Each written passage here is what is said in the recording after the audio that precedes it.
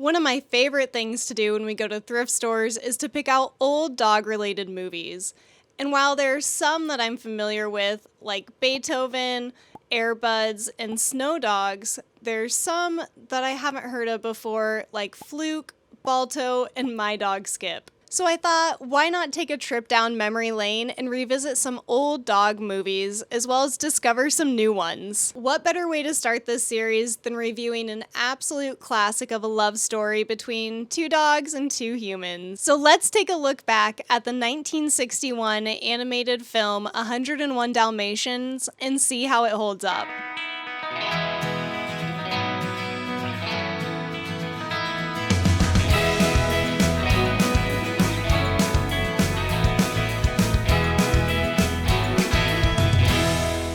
Also, I forgot to order a mic holder, so I'm using a paintbrush and a sock. Don't judge me. Honestly, I don't know if it's nostalgia or if I'm just that big of a sucker for dogs, but I absolutely love the intro for this movie. Like, not even the first part, but literally the opening credits.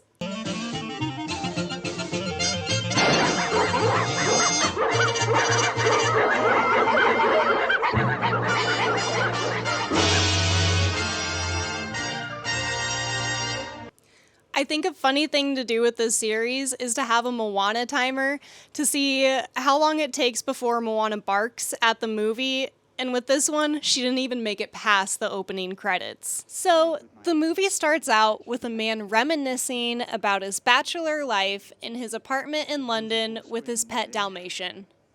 Only, wait a second, the narrator isn't the human, it's actually the dog Pongo, who is referring to his human as a pet. No, I'm the one with the spots. My name's Pongo. And Pongo is very upset because Roger is far too comfortable living his bachelor life, writing songs all day, and Pongo is far too restless, and so he decides to play matchmaker for Roger. It was downright dull. And this part is personally one of my favorites because people in the dog industry will sometimes joke about how owners share personality traits with their dogs. And in this scene, Pongo is looking out the window at the people passing by and they all share attitudes with their dogs. So first we have the Afghan hound that's matching their owner's outfit, and you can tell they're some sort of artist, which is a great pair for an Afghan hound. Then you have a pug walking with a short, stout woman sticking their noses up in the air, followed by a poodle that Pongo deems far too fancy, which is definitely a fair assessment, because poodles take a lot of work and are oftentimes associated with being show dogs.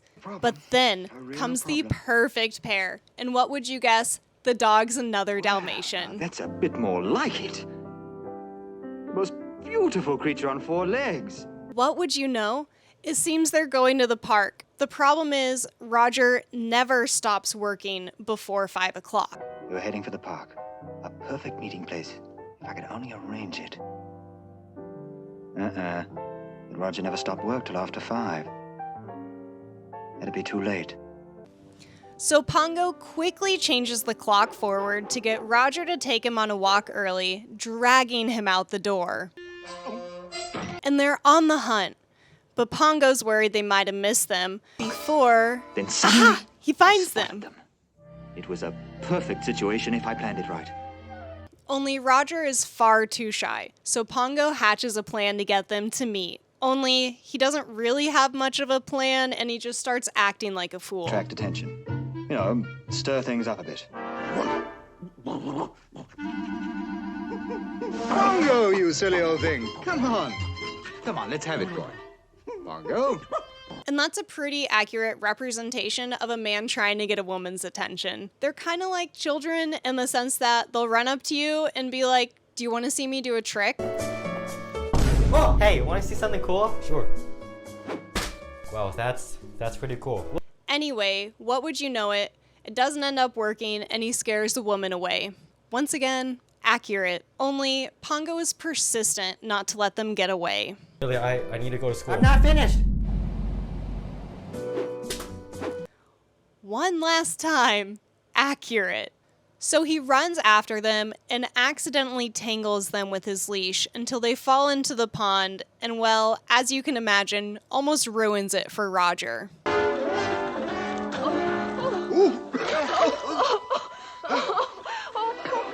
My new spring suit! Until, what would you know it, a miracle happens and Roger finds a crumb of Riz that ends up working out. Just go away, you've done enough. Please. Oh, I say, here. Take mine.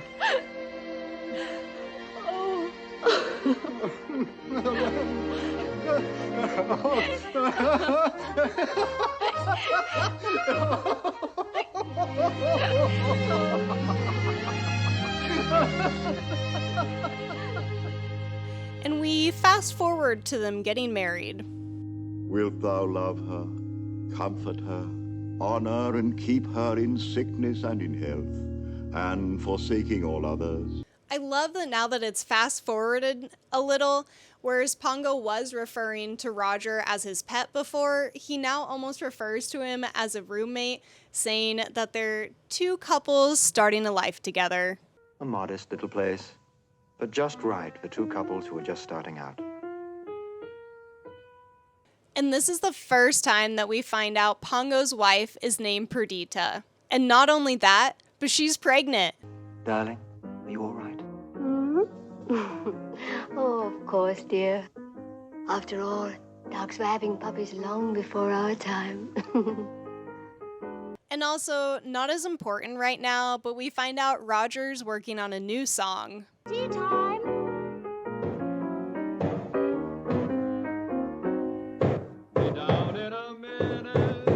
Now, while this all started out as a very cute movie, this is where things start to take a turn, and we lose all sense of normalcy. From here on out, the movie continues to take weirder and weirder paths. If you don't remember much about this movie, boy, are you in for a treat, because it's at this time that we're introduced to the antagonist, Cruella de Vil.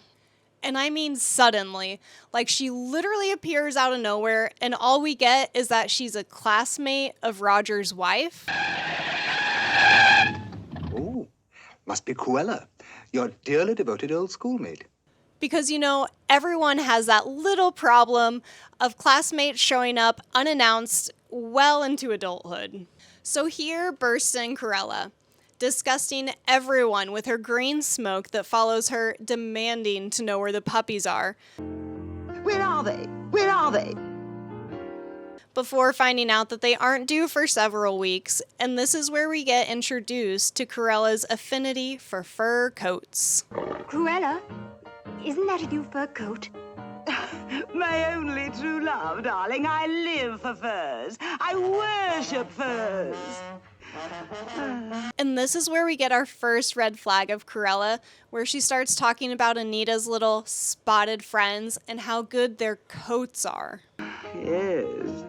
Yes, I must say, such perfectly beautiful coat. Before rushing out the door and insisting that she calls her in 3 weeks when the puppies are here so she can come and get some. Fast forward to a stormy night in October, and it's time for the puppies. The puppies are here! Oh, the puppies are here! And at first she comes out and says there's 8. 8? No, wait, 10. No, 11. 11? Wait, no, 13. And it keeps going and going until the 15th. Sadly doesn't make it. 14. Just 14. We lost one. Oh, poor little thing. Except, wait, Roger gets an idea and saves it. And yet I wonder.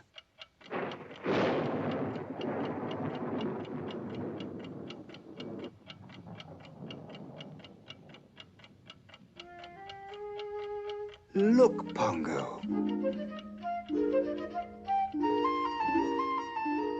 Also, random side note, but I've had to give puppies CPR before when they're first born, and it's really heartbreaking when they don't make it.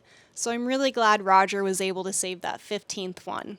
Anyway, out of nowhere when they're celebrating, Cruella shows up. And once again, just like the first time, they never really address how she knows to show up. 15? 15 puppies? How marvelous! Anyway, she immediately starts demanding to buy the puppies before Roger finally decides to grow a pair and put his foot down, telling her they aren't for sale. We're not selling the puppies. Sending Cruella into a rage. You... All right. Keep the little beasts for all I care. Do what you like with them. Drown them. Which, honestly, is so accurate.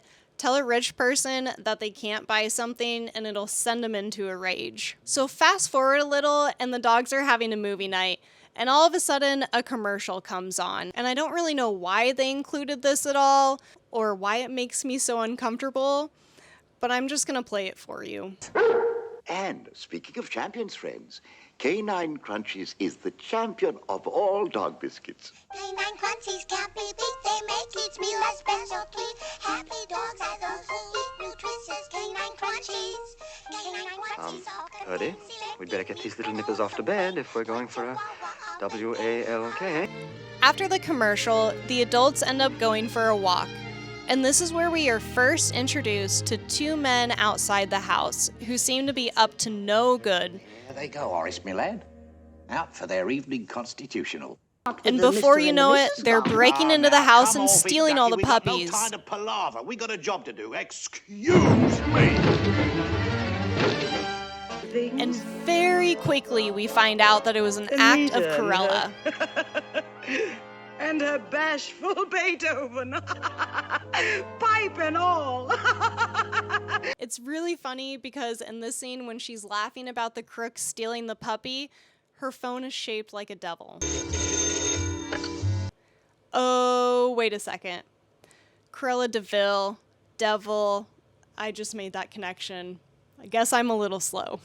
Anyway, they set out to look for the puppies, and I think this part is really cute because Pongo starts barking out before eventually getting a response and knows exactly which dog was responding to him.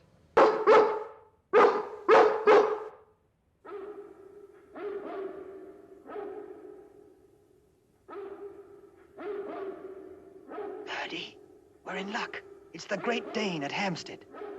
And once again, this is another part of the movie where they don't give any context, and I really wish they would. Because apparently, in this fictional universe, there's a vigilante group of dogs that call themselves the Twilight Bark. And somehow, Pongo not only knows that they exist, but knows how to call out for them for help. Have they called the police? Scotland Yard. The humans have tried everything. Now it's up to us dogs. The Twilight Bark. And once again, so many questions. Did Pongo have prior communication with them? Is Pongo a part of the Twilight Bark? What exactly do they do other than find lost puppies? Can I join? Anyway, so the Great Dane hears and tells the Yorkshire Terrier that it's time for the Twilight Bark. And so the Yorkshire Terrier gives out the call. I'll sound the alert.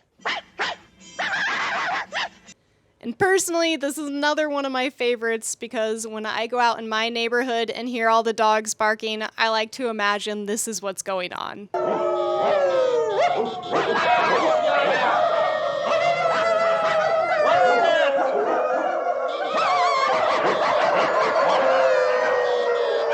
Also, I think Moana became a part of the Twilight Bark because she was definitely responding to them.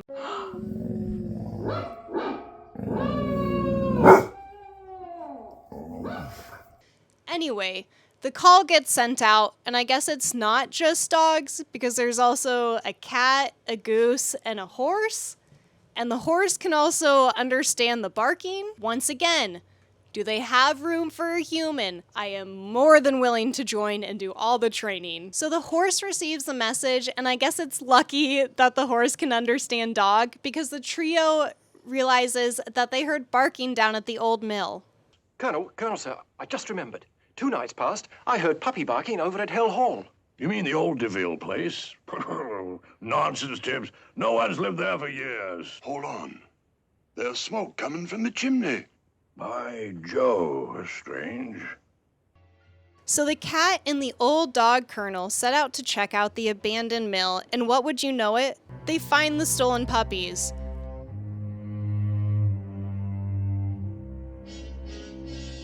Psst. Rover. Spotty. What? Are you one of the 15 stolen puppies? Oh no, we're not stolen. We're bought and paid for. There's 99 of us all together. Only it's not the 15 stolen puppies, it's 99. How about that bunch of little ones? They have names and colors. They're not from the pet shops. So they get the news back to Pongo, who sneaks out to find the Great Dane before immediately setting out to go find the puppies. It's somewhere north of here, in Suffolk. Oh, thank heaven. Can you leave tonight? Yes, of course. We can leave right away. And just as the Great Dane is about to leave them, they find out that no other than Corella was involved. Take you to your puppies at the DeVille place. DeVille?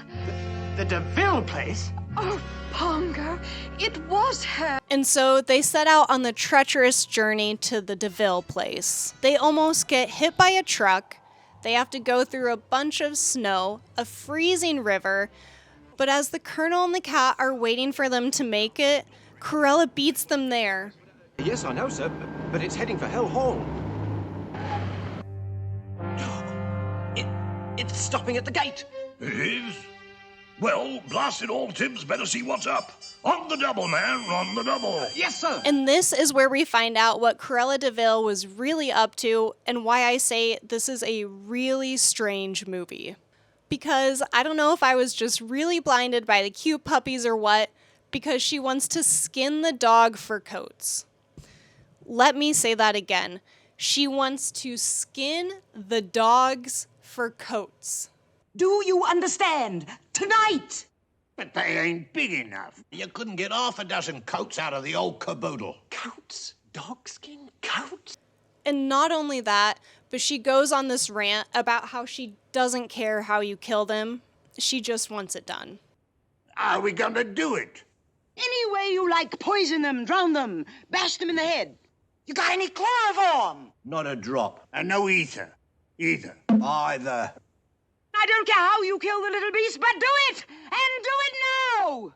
Like, what the hell? I thought this was a cute movie about Dalmatians. So anyways, the cronies decide they'll get on with killing the puppies once the show is over, which conveniently gives the puppies just the right amount of time for them to escape through the hole in the wall. Theft, you know, String out. burglary of some sort. Form a queue along the wall. Come on, snap it up faster.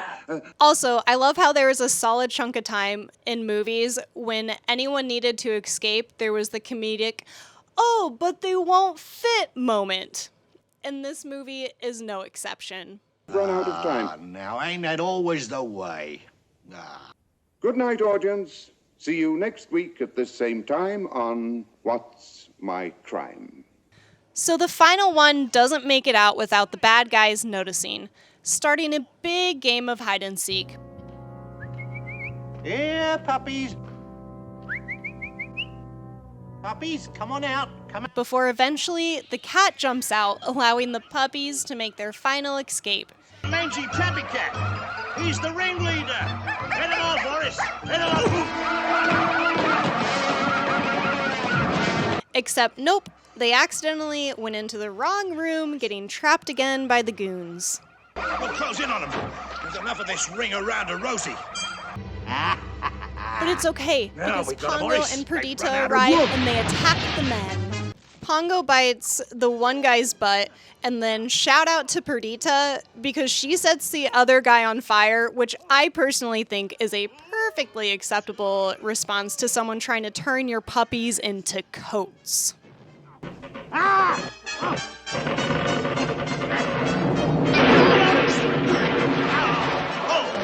And that's when Pongo and Perdita find out it's not just their 15 puppies, but 99. Everybody here? All 15? Twice that many, Dad. Now there's 99 of us. What? 99? Well, where did they all come from? And they also find out what Corella was up to. What on earth would she want with so many?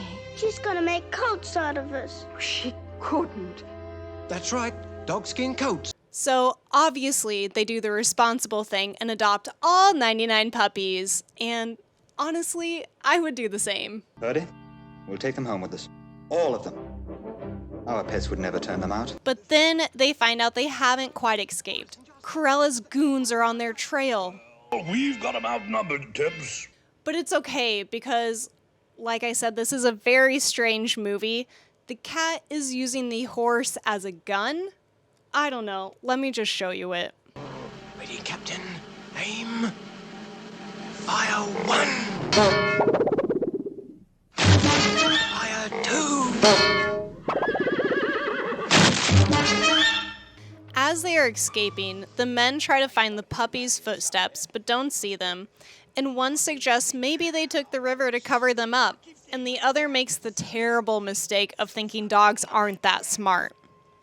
Oh, Horace, you idiot. Dogs ain't that smart. Wrong! And to be honest, it's still something a lot of people don't put much thought into, but back then everyone just thought animals were dumb. Even some people now do, but I think we do not give dogs enough credit for how smart they are. Moana agrees, obviously. Anyways, the puppies make it away, but not before a blizzard kicks up and it starts to not look so good. And at this point, Moana barked to agree with Lucky on how it feels to go out in the cold. Give up now? I'm tired and I'm hungry and my tail's froze and my nose is froze and my ears are froze and my toes are froze. Right as it looks like they're not gonna make it, a collie comes and saves the day. We just about lost hope. We have shelter for you at the dairy barn across the road. And here we go again with some very strange stuff in this movie. Like, I get it, in nature, animals might look after each other and try to help each other survive, but this was just weird to put into a kid's movie. So they go to the barn and the puppies are hungry, but obviously Perdita can't feed 99 puppies, and so the cows offer to feed them on the house? Anyways, I'll just play the clip for you uninterrupted so you can see for yourself. I'm hungry, Mother. I'm hungry. I'm hungry too, Mother. Mother, we're all hungry. We're hungry. We're all hungry. I'm sorry, children. Do they like warm milk? It's fresh. Oh. Where, Mother? Where is it? Where is the milk? Come and get it, kids. It's on the house. This way, children. Around this way. Now don't crowd. You'll have to take turns. So, with a fresh rest and a fresh meal, they head out in the morning and make their way to where there's a ride for them to get back to London. Except, oh no, they didn't cover their tracks well enough and Cruella catches up to them in the village. So they have to come up with a way to disguise themselves, and Pongo has the brilliant idea of rolling in soot to disguise themselves as Labradors. Say, Purdy, I've got an idea.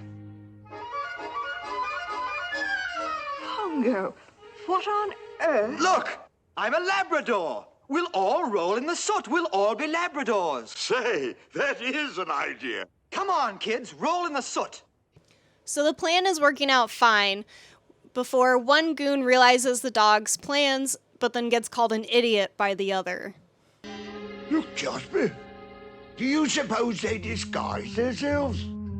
Say now, Horace, that's just what they did. Dogs is always painting themselves black. You idiot!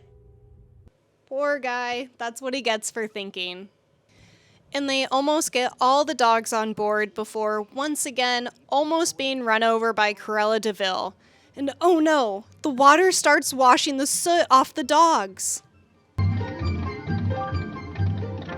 It can't be.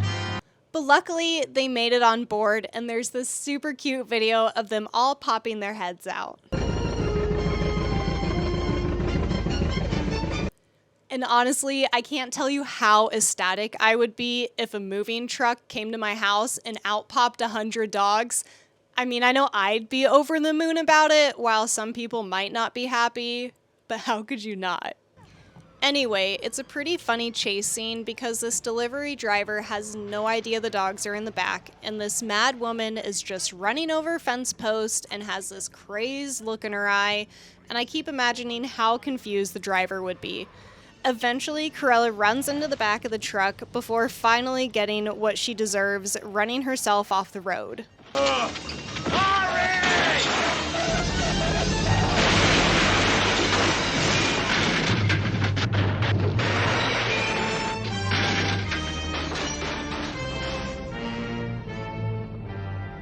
You idiots! You fools! At this point, we find out the song Roger was working on in the beginning became a hit about Cruella de Vil, but the family's in ruins and can't celebrate because it came at the cost of losing all of their dogs. Cruella de Vil, Cruella de... Roger, after all, that's your first big hit. It's made more money than we ever dreamed of. Yes, I know. I still can't believe that Pongo and Purdy would run away. But just as the maid thinks she is dreaming of the dogs barking, here they come running through the door. And they find out that they have a lot more puppies than the ones that they lost. 101, in fact. And it's pretty funny because Roger doesn't think they're strays and immediately assumes Pongo has been getting busy. 101! 101? Well, where did they all come from? Oh, Pongo, you old rascal! And honestly, Roger is so me because when they ask what they're gonna do with all the puppies, he's like, "We'll keep them!" And immediately comes up with the idea of getting a big plot of land for all of them. And watching this back, it makes a lot of sense why I want to have a big plot of land to save all the dogs. Because in the end, that's the goal for Doggie Dreams, is to have a big dog sanctuary where every dog can have a home no matter what their situation is. And so that's how this movie ends. I loved this movie as a child and nothing can change that.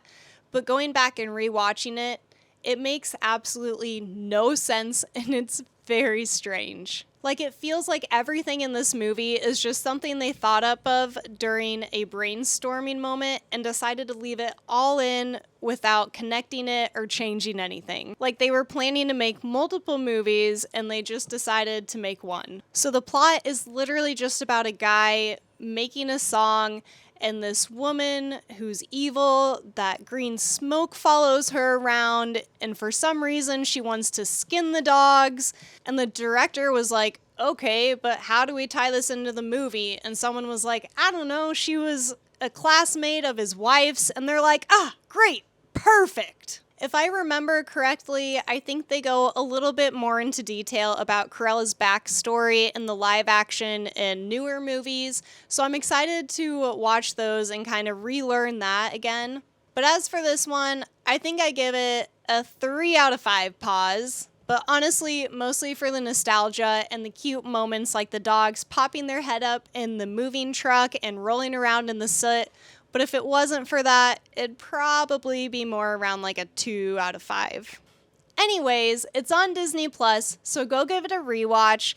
Let me know if there's any weird parts I missed and how many paws you would give it. If you like this video and want to see more, make sure to like and subscribe. And remember, dogs are friends, not coats. Bye!